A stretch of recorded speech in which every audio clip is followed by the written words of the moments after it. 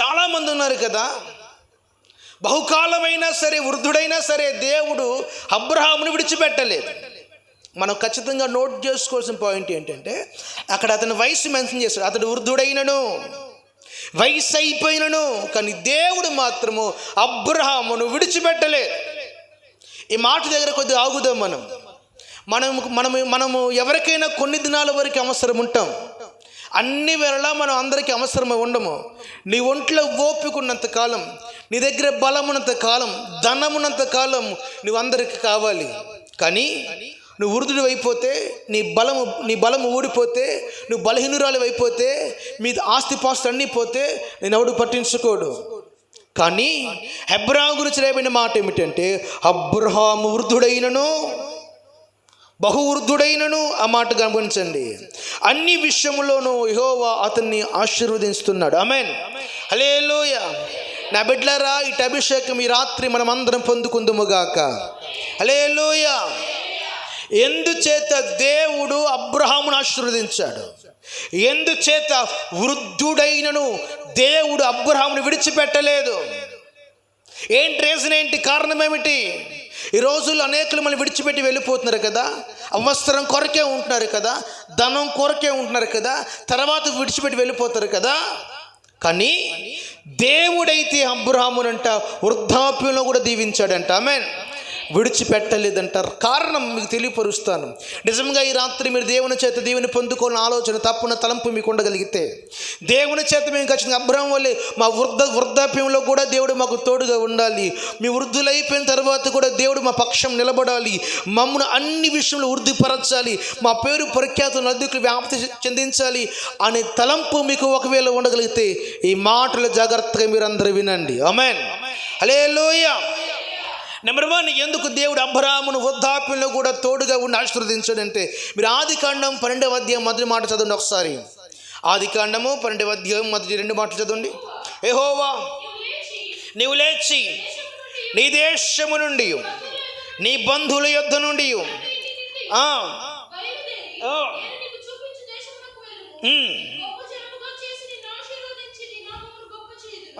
నీవు ఆశీర్వాదముగా ఉందువు. హల్లెలూయా, హల్లెలూయా. ప్రేమైన బిడ్డలారా, ఈ మాటను జాగ్రత్తగా గమనించండి. అబ్రహాముతో దేవుడు మాట్లాడుతున్నారు. అబ్రహామా, నువ్వు ఖచ్చితంగా నీకున్న సమస్తాన్ని విడిచిపెట్టి నేను చూపించే దేశానికి వెళ్ళమన్నాడు. దాని అర్థం ఏమిటంటే, అబ్రహాము దేవునికి నోటి మాట విన్నాడు, స్వజనులను విడిచిపెట్టినాడు, దేశాన్ని విడిచిపెట్టినాడు, బంధువుని విడిచిపెట్టినాడు.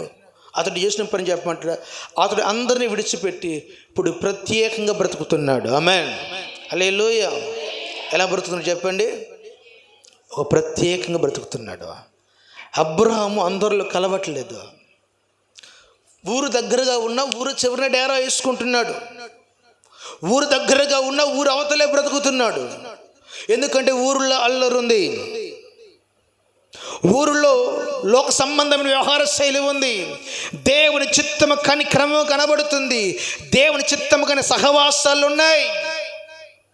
ఇవన్నీ ఉంటే ఎలాగో దేవుడు ఖచ్చితంగా ఆశీర్వదిస్తాడు, ఇవన్నీ ఉంటే ఎలాగో మనల్ని ఆశీర్వదిస్తాడని వీటన్నిటిని విడిచిపెట్టి, ఎందుకు అబ్రహాము ఊరు చివరి గుడారం వేసుకున్నాడు కూడా మీకు చిన్న ఎగ్జాంపుల్ చెబుతాను.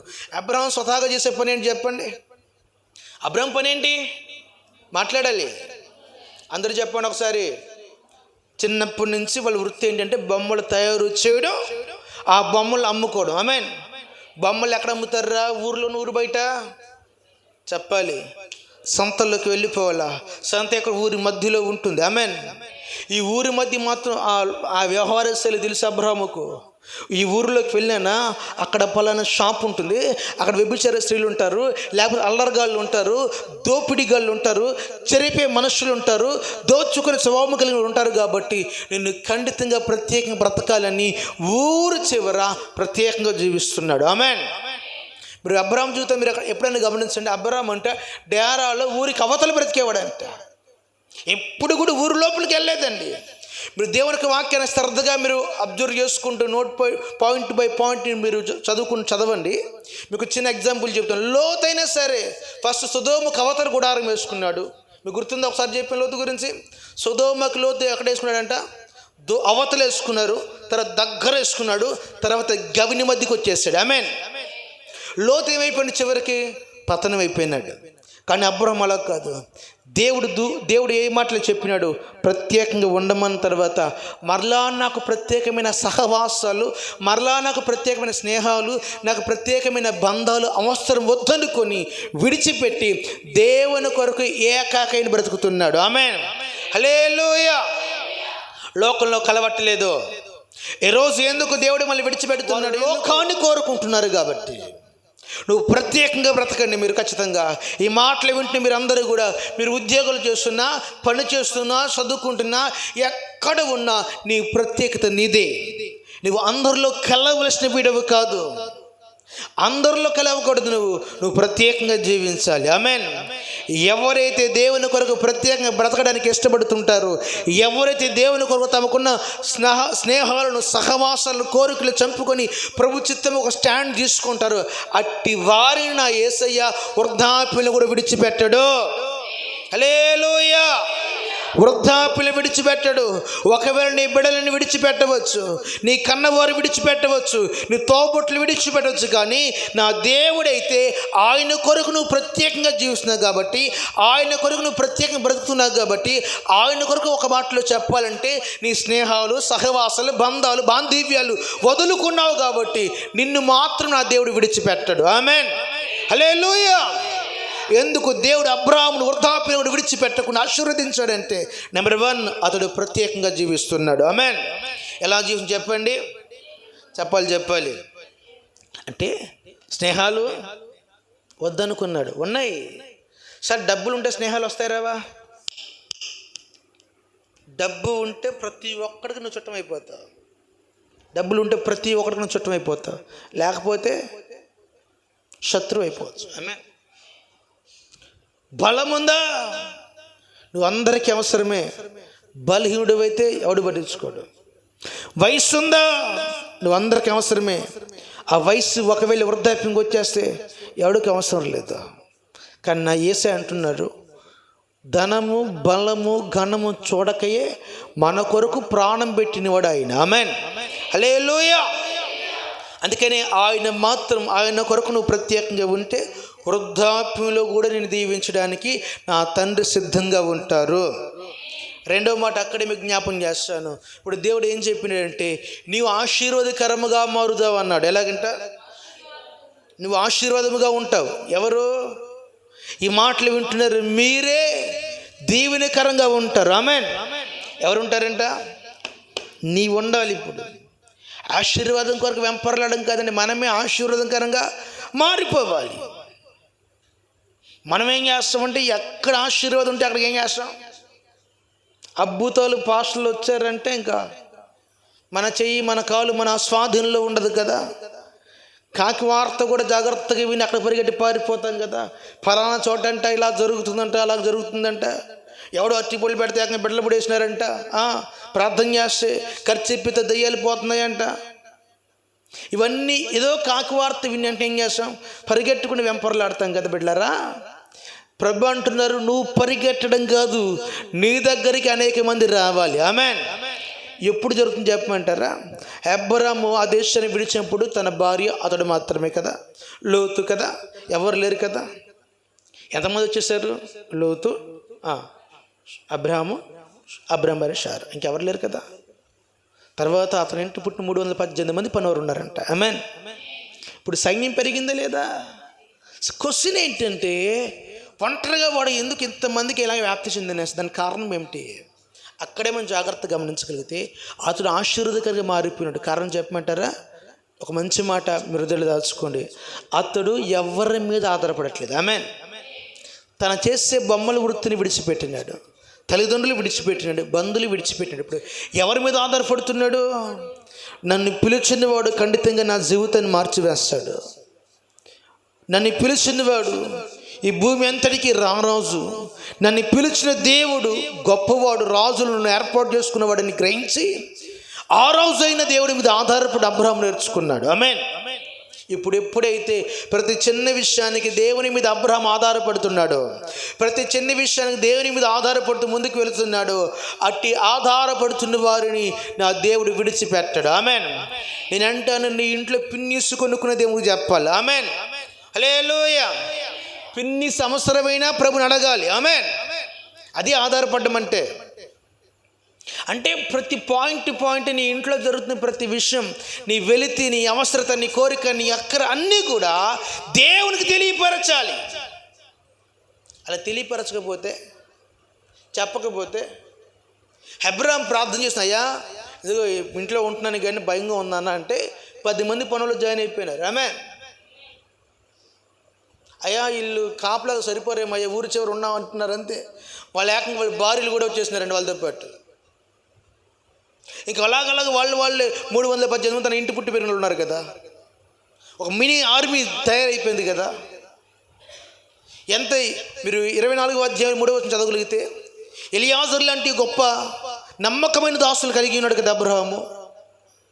తన ఇంటి అంతటిలో నమ్మకమైన ఎలియాజరే కదా.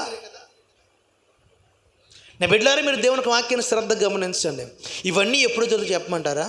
మన జీవితంలో మనకు కావలసినవి ఎప్పుడు సమకూరుపడతాయంటే మనము పూర్తి స్థాయిలో యేసయ్య మీద ఆధారపడినప్పుడు. ఆమేన్. హల్లెలూయా. నీవు నీ బలాన్ని నమ్ముకుంటున్నావు, నీవు నీకున్న క్యారెక్టర్ నమ్ముకుంటున్నావు, ఉద్యోగం నమ్ముకుంటున్నావు, లేకపోతే నీకున్న ఆ కుటుంబాన్ని నమ్ముకుంటున్నావు, లేకపోతే నీకున్న రాజకీయ పలుకుబడిని నమ్ముకుంటున్నావు, లేకపోతే నీకున్న బలం మీద ఆధారపడి, జ్ఞానం మీద ఆధారపడి ముందుకు వెళుతున్నావు. అందుకనే దేవునికి సహాయాన్ని కోల్పోతున్నా. ఈ రాత్రి నా దేవుని మీద ఆధారపడి నీ ప్రయాణాన్ని కొనసాగి నువ్వు నా యేసయ్య మీద ఆధారపడి ముందుకు నడువు. నా దేవుడు ఖండితంగా బలమైన కార్యములు మన కొరకు జరిగిస్తారు. ఆమేన్. హల్లెలూయా. మన కొరకు బలమైన కార్యములు జరిగించే దేవుడు మనకు ఆయన ఉన్నాడండి. నువ్వు ఎవరి మీద ఆధారపడి యాత్ర ప్రారంభిస్తున్నావు? హలో, అబ్రహాము తన ప్రయాణాన్ని ఎవరి మీద ఆధారపడి చేసినాడు? ఒకసారి చెప్తారా? ఇప్పుడు మనం ఎవరి మీద ఆధారపడి బయటికి వెళ్ళాలి? ఇంట్లోంచి బయటికి వెళుతున్నావు అంటే యేసయ్య మీద ఆధారపడి బయటికి వెళ్ళాలి. నీకు అవసరత అక్కర్లు ఉన్నాయి కదా, యేసయ్య మీద ఆధారపడి నువ్వు బయటికి వెళుతున్నప్పుడు నా తండ్రి ఖండితంగా మన కొరకు నలుదిక్కులను ఆశ్చర్యకరమైన సహాయాన్ని పంపగలుగుతారు. చాలామంది చేసిన పొరపాటు ఏంటంటే పూర్తి స్థాయిలో యేసుక్రీస్తునందు ఆధారపడట్లేదండి. యేసుని నమ్ముతున్నారని కాదన్ను, ప్రార్థన చేస్తున్నారు కాదని, కానీ ఆధారపడే విషయంలో వెనకడుగు వెళ్ళిపోతుంది. సో బిలీవ్ ఇన్ 100% మనం ఏం చేయాలంటే డిపెండ్ అయిపోవాలి మీద కదా. ఏదో అరాకొరా కాకుండా పూర్తి స్థాయిలో ఆయన మీద ఆధారపడితే అద్భుతాలు కళ్ళారా చూడగలుగుతాం. ఆమేన్. హల్లెలూయా. నెంబర్ 1, అతడు ప్రత్యేకంగా జీవిస్తున్నాడు. రెండవదిగా అతడు దేవుని మీద మాత్రమే ఆధారపడుతున్నాడు. నెంబర్ 3, దయచేసి 18వ అధ్యాయము 3 ఫస్ట్ నుంచి చదవండి. 18వ అధ్యాయము, అరే లేకపోతే 12:4 చదువురా ఒకసారి. అక్కడే మళ్ళీ ఎందుకులే. యెహోవా చెప్పిన ప్రకారం అబ్రహాము వెళ్ళెను.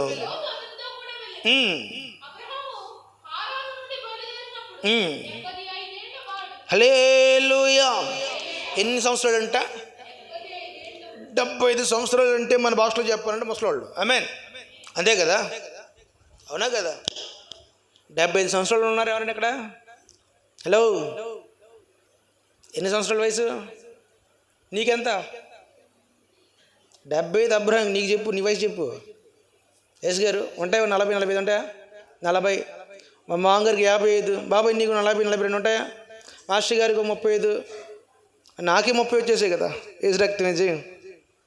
ఈ తమ్ముడు మా ఏలికి 26 ఉంటాయంట, 25 ఉంటాయా? సిగ్గులేదురా, ఇంకా 16 ఏళ్ళ పిల్లని చెప్పలేదు. 55కి ఫ్యాషన్ ఇచ్చేస్తున్నారు కదా. అంటే గవర్నమెంట్ లెక్కలు మీరు ముసలోళ్ళని అర్థం, ముసలోళ్ళని అర్థం, అంతే కదా. ఇప్పుడు అబ్రహాంకి వయసు ఎంతంట చెప్పాలి? 75 సంవత్సరాలు. ఎన్ని సంవత్సరాలు? ఈ 75 సంవత్సరాలు కలిగిన వ్యక్తి అంట దేవుని మాట వినే విషయంలో వెనుకడుగు వేయట్లేదు. ఆమేన్. వాస్తవానికి ముసలికి ఏదైనా పని చెప్తే కోపడిపోతారా? అరే వయసుకైనా వాల్యూ అంటారు కదా. కానీ అంత సీనియరు దేవుడు ఏం చెప్తే అది చేస్తున్నాడు. ఆమేన్. ఇప్పుడు చాలా జూనియర్స్ దేవుని మాట వినట్లేదు. ప్రభు చెప్తే నడిచి వెళ్ళిపోయినాడు అబ్రహాము. వెనుక ముందు ఆలోచన చేయలేదు. తన వయస్సు ఘనమైందే, మరి పసిపిల్లడం కాదు కదా, తెలివి కలిగినోడే కదా. ఎందుకని ఆల్రెడీ లోతుని పెంచుకుంటున్నాడు మనోడు. ఆమేన్. లోతుని ఏం చేస్తున్నాడు? ఒక కుమారుని పెంచుకునే స్థితిలో ఉన్నాడంటే కాస్తో కోస్తూ వయసు అన్నీ కలిగిన వాడే. బైబిల్ రూల్ ప్రకారం 70 సంవత్సరాలు. ఇంత వయసు ఉన్నప్పటికి కూడా దేవుడు ఒక మాట చెబితే తలదించుకొని చేతులు కట్టుకొని చిత్తం ప్రభుని వెళ్ళిపోయినాడు. సో ఇప్పుడు అబ్రాహాము కంటే పెద్దవాళ్ళు ఎవరు ఇక్కడ లేరు కాబట్టి నేను ధైర్యంగా ఈ మాట చెప్తాను. మీరు దేవునికి నోటి మాటను 100% వింటున్నారా? 100%. సో ఒక క్వశ్చన్ వేసుకోండి మీకు మీరే, నువ్వు దేవుని మాటని ఎంత మటుకు తీసుకుంటున్నావు, ఎంత మటుకు వినగలుగుతున్నావు? 100లో కనీసం 10%, 20%, 30%, యువర్ చాయిస్. దెన్ అది మీ ఇష్టం. కానీ అబ్రహాం అయితే అంత వయసులో కూడా తనకున్న ఆధారాలు కదిలింపబడుతున్న దినాలలో కూడా దేవుని మీద ఆధారపడి ముందుకు వెళుతూ ఆయన మాటకు విధేయత చూపుతున్నాడు. ఆమేన్. హల్లెలూయా. ఇప్పుడు నేను అంటాను, దేవుని మాటకు విధేయత చూపాడు కాబట్టి ఆశీర్వాదం వృద్ధాప్యంలో కూడా దేవుడు విడిచిపెట్టలేదు. ఆమేన్. దేవుని మాట వినగలిగితే నా దేవుడు ఎప్పటికీ మిమ్మల్ని విడిచిపెట్టాడు. నీ పరిస్థితులు, నీ స్థితిగతులు ఎలాగూ ఉన్నా, నువ్వు ఎలాగ ఇబ్బంది పడుతున్నా, ఏ స్థితిలో ఉన్నా నా దేవుడైతే మిమ్మల్ని విడిచిపెట్టాడు. విడిచిపెట్టేవాడు కానే కాడు ఆయన. మీ పరిస్థితులు ఒకవేళ మీకు అనుకూలంగా ఉన్నా లేకపోయినా నువ్వు దేవుని యొక్క నోటి మాట ప్రకారం నడుస్తున్న బిడ్డవు కాబట్టి ఆయన విడిచిపెట్టాడు. ఆశీర్వదించక మానడు.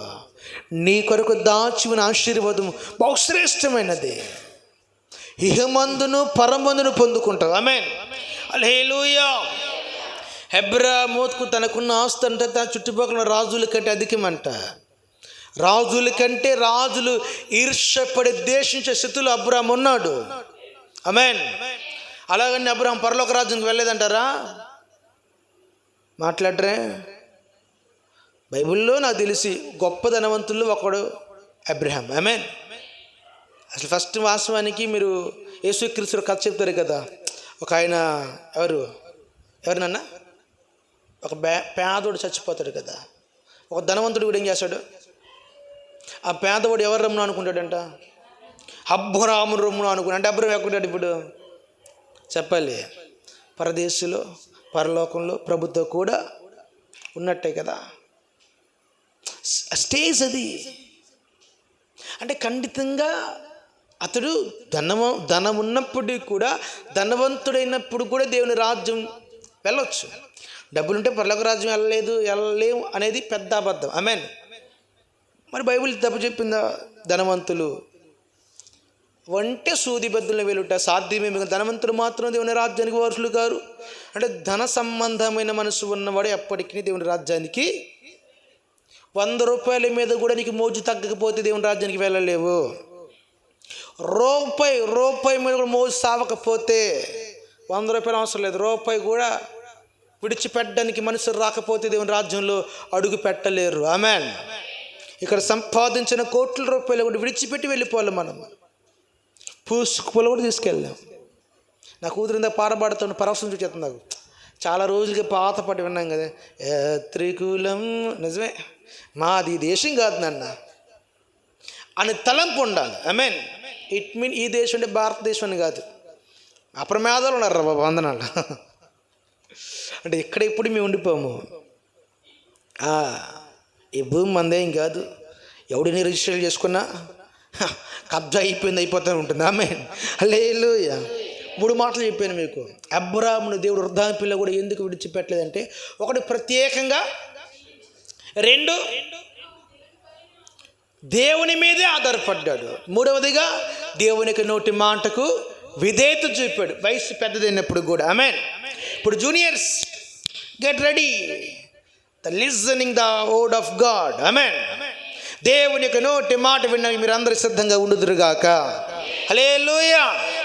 దేవుని మాట ఖచ్చితంగా వినాలి. నెంబర్ 4, 18వ అధ్యాయం మొదటి 3 మాటలు చదవండి. ఆదికాండం 18వ అధ్యాయం. మమ్రే దగ్గర ఉన్న సింధూర వృక్షం వద్ద అబ్రహాము ఎండవేళ గుడారము దొర వద్ద కూర్చొని ఉన్నప్పుడు యెహోవా అతనికి కనబడిను.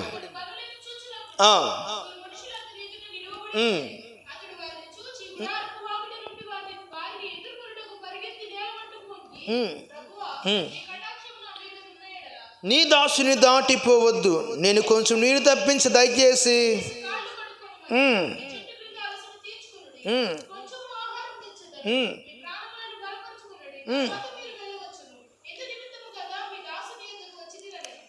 ఆరో వచనం, అబ్రహాము గుడారంలో ఉన్న శారా వద్దకు త్వరగా వెళ్ళి నువ్వు త్వరపడి మెత్తని పిండి తెచ్చి పిసికి రొట్టెలు చేయమని చెప్పాను. ఆమేన్. తర్వాత గొర్రెపిల్ల మందులో తీసి మొత్తానికి ఏం చేశాడంటే మనోడు మంచి వంటను. హల్లెలూయా, హల్లెలూయా. ఇప్పుడు దేవునికి వాక్యంలో ఇంకొక మెట్టు పైకి ఎక్కుదాం. అబ్రాహామును దేవుడు ఎందుకు విడిచిపెట్టలేదు వృద్ధాప్యంలో కూడా అంటే, ఒకరోజు దేవుడు అతనికి ప్రత్యక్షమైనాడు. అంటే ఎవరు ప్రత్యక్షమైనాడు? యెహోవాయే. ఆ మాట ఉందా లేదా? తప్పంటారు ఆ మాట ఏమన్నా? దేవుడు ప్రత్యక్షమైనాడు. ఎవరు? 3 మనుషులు కనపడ్డారు. ఈ 3 మనుషులు, 2 మనుషులు సొదొమకు వెళ్ళినారు. దేవుడు మాత్రం సొదొమకు వెళ్ళలేదు. క్లియర్. ఇది మాత్రం ఈ పిక్చర్ మీకు చాలా క్లియర్గా ఉండాలి. సొదొమను దేవుడు దర్శించలేదు. ఆమేన్. 2 దేవదూతలు మాత్రం ఏం చేసినారంట? వెళ్ళారు. మీరు 19వ అధ్యాయంలో ఈ మాటలన్నీ మీకు ఉంటే తర్వాత చదువుకోండి. అయితే ఇక్కడ ఎందుకు దేవుడు ఈ మాటలు ఎందుకు చదివింటే, తన ఇంటికి దేవుడు వస్తే అతడు తన ఇంట్లో ఉన్న పిండిని ఖర్చు చేస్తున్నాడు. మందల్లో ఉన్న మేకలు ఏం చేస్తున్నాడు? దూడలని ఖర్చు చేస్తున్నాడు. తన భార్యతో వంట చేయమని చెప్పినాడు. పనివాడు కూడా పని చెప్పినాడు. ఒక్క చిన్న మాట ఏం లేదండి, దేవుని కొరకు ఖర్చు పెట్టే మనసు కలిగినవాడు అబ్రహాము. ఆమేన్, హల్లెలూయా. దేవునికి దేవునికి దేవునికి తన జీవితంలో తన ఆస్తిని కూడా తీసి దేవునికి ఇవ్వడానికి ఇష్టపడిపోతున్నాడు. ఆమేన్. ఆహారాన్ని ఇవ్వడానికి ఇష్టపడిపోయినాడు. సిద్ధపడినవాడు. 3 మాణికల పిండి, ఒక మంచి లేత దూడ, ఇవన్నీ కూడా ఖర్చుతో కూడినవే కదా. ఇంత ఖర్చు ఉన్నప్పుడు కూడా దాన్ని వండించి సిద్ధం చేసి దేవునికి నైవేద్య బలిగా అర్పించడానికి సిద్ధ మనసు కలిగినాడు. ఇప్పుడు నేను అంటాను, దేవునికి ఇచ్చే విషయంలో అబ్రహాము ఏ రోజు కూడా వెనుకడుగు వేయలేదు. నేను అంటాను, అబ్రహాము పెట్టే విషయం మాత్రమే కాదు, గొప్ప ఇక్కడ అతని సమర్పణ, డెలికేషన్ మనం చూడాలి. ఆమేన్. అతను ఎంతగా దేవుని కొరకు పని చేయడానికి ఆతృత పడుతున్నాడో మనం గమనించాలి. ఆమేన్. ఇప్పుడు దేవుడు కనబడితే చేయవలసిన పని ఏమిటంటే, అయ్యా నీ కటాక్షం కావాలని, కటాక్షం పొందుకోవాలంటే ఖండితంగా ఆహారం పెట్టాలని, కటాక్షం పొందుకోవాలంటే ఖచ్చితంగా వారికి ఆహారం సంసిద్ధపరచాలని ఒక తీర్మానము కలిగినవాడు. ఆమేన్. ఎండవేళ్ళు వచ్చావు కదా, కాళ్ళు కడుక బాబుని, కాళ్ళు కడుకు నీళ్ళు ఇచ్చి ఆహారం సిద్ధం చేసి అన్ని సమకూరుస్తున్నాడు. ఆన్ టైంలో జరిగిపోతున్న పనులన్నీ కూడా ఇతడే ఇవన్నీ సమకూర్చి ఇతడు మళ్ళా దేవునితో వెళ్ళి మాట్లాడేస్తున్నాడు. ఆమేన్, హల్లెలూయా. భార్యకి పిండి అప్పు చెప్పినాడు. పనుడికి ఏం చేస్తున్నాడు? దూడని అప్పు చెప్పేసినాడు. అయ్యగారు ఏం చేస్తున్నాడు? వెళ్ళి కటాక్షం ఎక్కడ దాటి వెళ్ళిపోతుంది దేవుని భయపడుతూ దేవుని పాదాల వద్ద కూర్చోడిపోతున్నాడు. ఆమేన్, హల్లెలూయా. ఇప్పుడు దేవునికి సేవలో కానుకలు అర్పించడం మాత్రమే గొప్ప విషయం కాదు, దేవునితో కలిసి ఉంట అన్నిటికన్నా శ్రేష్టమైనది. ఆమేన్. దేవుని పాదాల వద్ద ఉంట మరి శ్రేష్టమైనది. అబ్రాహాము దేవునికి ఇస్తూ దేవుని పాదాలు పట్టుకున్నాడు కాబట్టి దేవుడు అబ్రాహామును వృద్ధాప్యను కూడా విడిచిపెట్టలేదు. హల్లెలూయా. ఇప్పుడు నేను అంటాను, మీలో చాలామంది అర్పణలు ఇచ్చే మనసు మీకు ఉండొచ్చు, కానుకలు వేసే మనసు, పదోభాగులు కావచ్చు, వాట్ ఎవర్ మేబీ, మీరు దానికి ఏ పేరుని పెట్టుకొని కాదును. కానీ కానుకలు ఇచ్చేవారు, కానుకలు వేసేవారు మీరు అందరూ ఖచ్చితంగా గుర్తుపెట్టుకోండి. కానుక వేసిన తర్వాత వేసే పాదాల వద్ద కూర్చొని నేర్చుకోవాలి. ఆమేన్, హల్లెలూయా. నిజంగా ఆశీర్వదించబడాలి అనే తలంపున ప్రతి వారును నువ్వు వేసే 10 రూపాయన, రూపాయన, 10 రూపాయలైనా, 25 వాట్ ఎవర్ నువ్వు ఎంతైనా సరే ఇచ్చిన కొంచెంలో కూడా దేవుని దగ్గర నుంచి శ్రేష్టమైన ఆశీర్వాదం పొందుకోవాలంటే ఇచ్చిన తర్వాత దేవుని పాదాలు పట్టుకోవాలి. ఆమేన్. దేవుని పాదాలు పట్టుకునే విషయంలో సంఘం ఇప్పుడు వెనుకడుగు వెళ్ళిపోతుంది. ఇచ్చావులే బ్రతికెత్తరులే అనుకుంటే కష్టం. ఆయన పాదాల వద్ద కూర్చోవాలి. ఆమేన్. ఆయన పాదాల వద్ద ఒదిగిపోవాలి. నువ్వెంత ఇచ్చినా ఎంత చేసినా వేసే పాదాలు పట్టుకోకపోతే ఆశీర్వాదం మీ గుడారం మీదకి మీ నెత్తి మీదకి రాదు. ఆమేన్. మరి ఇవ్వకపోతేనో అసలే రాదు. ఆమేన్. హల్లెలూయా. అంత ఇచ్చి అంత కూర్చుంటేనే అంతంత మాత్రం ఆశీర్వాదం కదా. అసలు ఇవ్వకుండా జాగ్రత్త. ప్రభుకి ఇచ్చి ఏం చేయాలంట? శోధించుడి అని నేనేం రాయలే, బైబిల్లో రాయబడి ఉంది. ఆమేన్. ఇచ్చేది ఇవ్వాలి, కూర్చుంది కూర్చోవాలి. ఆమేన్. కానికే ప్రార్థన, కానిక ఇచ్చేస్తాం కదా, రిలాక్స్ అవ్వకూడదు. ఇందాక నుంచి మొత్తుకుంది ఒక మాట. ఆమేన్. హల్లెలూయా. కానిక వేసిన తర్వాత ఏం చేయకూడదు? రిలాక్స్ అవ్వకూడదు. అయ్యా నీకు లక్ష చాలా ప్రయాసపడుతున్నారు, దాటిపోతావా అని పాదాలు పట్టేసుకోవాలా. నువ్వు ఆయన పాదాలు పట్టుకున్నంత కాలం దేవుని ఆశీర్వాదం నేను ఎప్పుడు దాటి వెళ్ళిపోదు. ఆమేన్. హల్లెలూయా. 4 మాటలు చెప్పాను. అతడు తన ఆస్తిని దేవునికి ఇవ్వడానికి ఇష్టపడుతూ దేవుని పాదాల వద్ద అబ్రాహాము కూర్చుంటున్నాడు. ఆమేన్. మీరు మీ ఆస్తిపాస్తులు కావచ్చు, అర్పణలు కావచ్చు, హృదయాలు కావచ్చు, ఏది ప్రభుకు సమర్పించినా దేవుని పాదాల వద్ద ఒదిగిపోవాలి. ఆమేన్. హల్లెలూయా. నాన్న ఒక మాట రా, ఎక్కడ పోగొట్టుకుంటే అక్కడ ఏం చేయాలా చెప్పండి. లేదు నాన్న, ఇక్కడ పోగొట్టుకున్నాం, వాళ్ళు ఇక్కడ ఎదుగుతున్నావు అంటే ఎట్లుంటుంది చెప్పు. ఒకడంటే అలా ఎదుగుతున్నాడంట. ఒక టార్చ్ లైట్ ఉంటుంది, వివిధ లైట్లు ఉంటాయి కదా, ఎక్కడ రోడ్డు పక్కన లైట్లు ఉంటాయి చూసారు మీరు. వీధి స్తంభాల దగ్గర కూర్చొని బాగా వెతికేస్తున్నాడంట, చాలాసేపు నుంచి ఎదుగుతున్నాడంట. చాలామంది పాపం ఏదో పోగొట్టుకుందిలే అని మన ఏసన్ లాంటి వాడు వచ్చి జాలి దయ కనికర పూరుండు కదా, దారిపోయి నెత్తి మీద అంటించుకునే రకం మామూలు రకం కాదు. దారిపోయేదానికి కూడా నెత్తి మీద రాసుకునే రకం.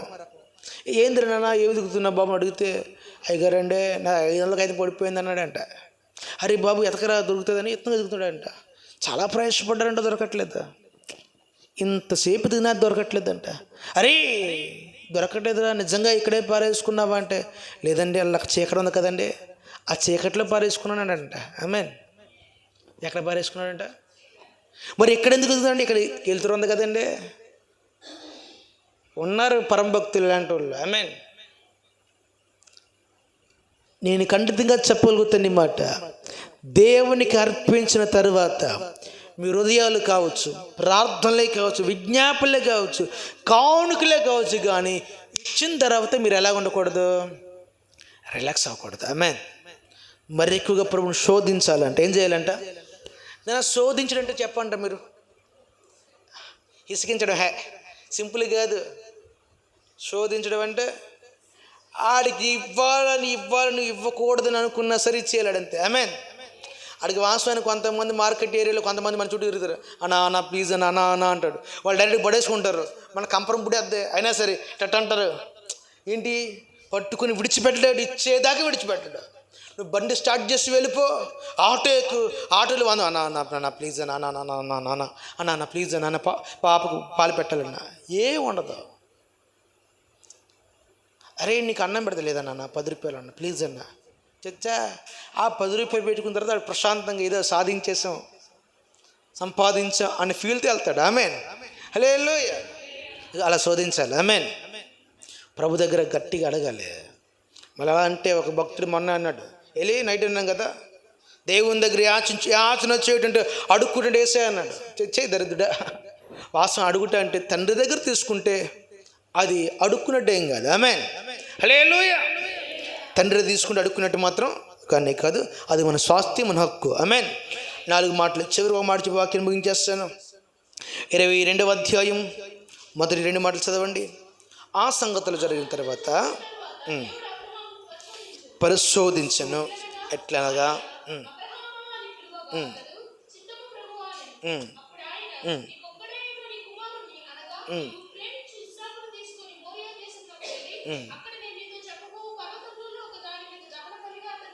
అతన్ని అర్పించమని చెప్పాను. ఆమేన్. హల్లెలూయా. దేవుడు అబ్రాహామును ఎందుకు వృద్ధాప్యను కూడా విడిచిపెట్టలేని ఫైనల్ మాట. లేక కుమారుడు పుట్టినాడంట. మోరియా పర్వతం మీదకి వచ్చేసి ఆ కొడుకు నేనేం చేసి బలిగా అర్పించమని దేవుడు డైరెక్ట్గా అబ్రాహాముతో మాట్లాడినాడు. దానికి అబ్రాహాము అనే డైలాగ్ చెప్పమంటారా? చిత్తం ప్రభువా. ఆమేన్.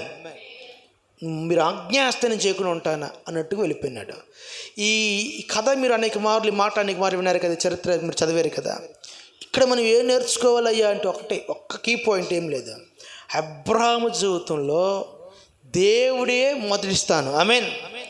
దేవుడు ఏం చెప్తేనే ఫస్ట్ ప్లేస్ దేవుడు, తర్వాత అన్నీ కూడా. ఆమేన్.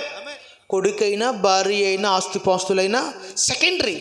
ఫస్ట్ స్థానం ఎవరికి ఇచ్చాడంటే దేవునికి ఇచ్చినాడు. ఆమేన్. హల్లెలూయా. ఎప్పుడు దేవుడు నిజంగా మనల్ని ఆశీర్వదిస్తాడు, ఎప్పుడు దేవుడు ఖచ్చితంగా మనల్ని కూడా దీవించడం ప్రారంభిస్తాడు, ఎప్పుడు దేవుడు మనల్ని విడిచిపెట్టకుండా వృద్ధాప్యంలో కూడా మనకు తోడుగా ఉంటారంటే నీ జీవితంలో దేవునికి నీవు మొదటి స్థానం ఇచ్చినప్పుడు. ఆమేన్. హల్లెలూయా. ప్రాణంగా ప్రేమించిన కొడుకు ఫస్ట్ స్థానం ఇవ్వలే. నీకు ఎవరైనా ఇష్టం అంటే ఎవరిష్టం? ఇప్పుడు అబ్రాహామును అడిగితే అయ్యా వాగ్దాన పుత్రుడు అన్నావు కదా, నువ్వే కదా ఆశ పుట్టించినావు. మీరు వాస్తవానికి మాట శ్రద్ధ గమనించండి. వాగ్దాన పుత్రుడిని ఇస్తానని ఎవరెవరితో చెప్పినాడు? మాట్లాడాల. దేవుడే అబ్రాహాముతో చెప్పాడు, అంతే కదా. ఇస్సాకుని ఇస్తాను ఎవరు చెప్పినాడు? ఇస్సాకుని ఇస్తానయ్యా నీ సంతానం చెప్పిన మాట ఎవరు? స్వయాన దేవుడే 18వ అధ్యాయంలో చెప్పినాడు. దేవుడు చెప్పాడు కదా, అదే మాట చెప్పినాడు కదా. వాగ్దాన పుత్రుడు అన్నాడు కదా.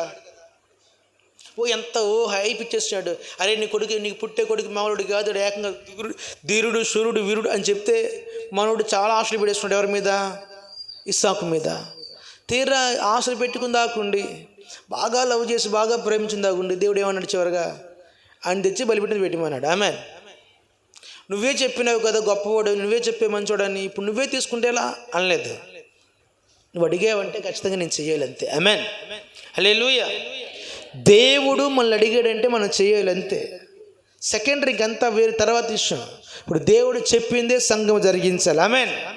దేవుడు చెప్పిందే నువ్వు ఫస్ట్, దేవుడి మాటే ఫస్ట్ అండి. దేవుని మాట మాత్రం మీరు వినగలిగితే మీ జీవితంలో ఏ స్థితిలో మీరున్నా, ఎలాంటి పరిస్థితుల్లో ఉన్నా దేవుడు ఖండితంగా మిమ్మునైతే విడిచిపెట్టాడు. ఆమేన్. హల్లెలూయా. బలమున్నా బలం లేకపోయినా, వయస్సున్నా వయస్సు లేకపోయినా, ధనమున్నా ధనం లేకపోయినా దేవుడైతే నేను విడిచిపెట్టాడు. ఎందుకంటే ఆయనకు నీవు మొదటి స్థానం ఇస్తున్నావు కాబట్టి. హల్లెలూయా. ఈ ఐదు కార్యములు అబ్రాహాములో దేవుడు చూసినాడు. ఈ 5 విషయాలు చూసి ఇప్పుడు 24వ అధ్యాయంలో అంటాడు, అన్ని విషయములోనూ యెహోవా అబ్రాహామును ఆశీర్వదిస్తున్నాడు. ఎన్ని విషయాలు చూశాడంట అంటే ప్రత్యేకంగా జీవించే విషయంలో బ్రహ్మాండంగా ఉన్నాడు. దేవుని యొక్క నోటి దేవుని మీద ఆధారపడే విషయంలో ఫస్ట్ ప్లేసు. ఇంకా చెప్పాలంటే విధేయత చూపి దేవుని మాట వినే విషయంలో ఏ క్లాసు, దేవునికి ఇచ్చి శోధించే విషయంలో సూపరు. ఇంకా చెప్పాలంటే ఫస్ట్ ప్లేస్ ఎవరికి ఇస్తున్నాడంటే కుటుంబం కంటే దేవునికే మొదటి స్థానం ఇస్తున్నాడు. ఆమేన్. ఇవన్నీ చూసిన తర్వాత దేవుడు ఎలా విడిచిపెడతాడు? ఆమేన్. కుటుంబం కంటే ఫస్ట్ ప్లేసే దేవుడు అబ్రాహాముకి ఇచ్చినాడు. అబ్రాహాము దేవునికి ఇచ్చాడు కాబట్టి దేవుడు విడువక అబ్రాహాముని జ్ఞాపకం చేసుకుంటూ ఆయన అంటున్నాడు, వృద్ధాప్యంలో కూడా నేనేం చేస్తాను? విడువక ఆశీర్వదిస్తాను అన్నాడు. ఆమేన్. హల్లెలూయా. ఆ మాటను దేవుడు ఎలాగూ నెరవేర్చాడు. ఈ రాత్రి మనం అన్ని విషయంలో వర్ధిల్లినట్లుగా, అన్ని విషయాల్లో మన స్థితిగతులు మారినా, పరిస్థితులు మారినా, మనమైతే దేవుని చేత దేవుని పొందుకోలాగున మారాలి అంటే మనం ప్రత్యేకంగా బ్రతకాలా. అన్ని విషయాలు దేవుని మీద ఆధారపడాలా. దేవునికి నోటి మాటకు విధేయత చూపించాలా. దేవునికి ఇచ్చి శోధించాలి. 5వదిగా నీ జీవితంలో మొదటి స్థానము దేవునికి ఇవ్వండి. దేవుడు ఖచ్చితంగా మిమ్మల్ని, మీ గుడారాన్ని విడిచిపెట్టక మీరు ఏ స్థితిలో ఉన్నా సరే ఆయన కనుదృష్టి మీ మీద నిలిపి నిశ్చయంగా అబ్రాహామును ఆశీర్వదించినట్లుగా మనలను, మన కుటుంబాన్ని ప్రభు ఆశీర్వదిస్తారు. ఆమేన్. అటు కృపాటి కటాక్షము దేవుడు మనకు దయచేయును గాక.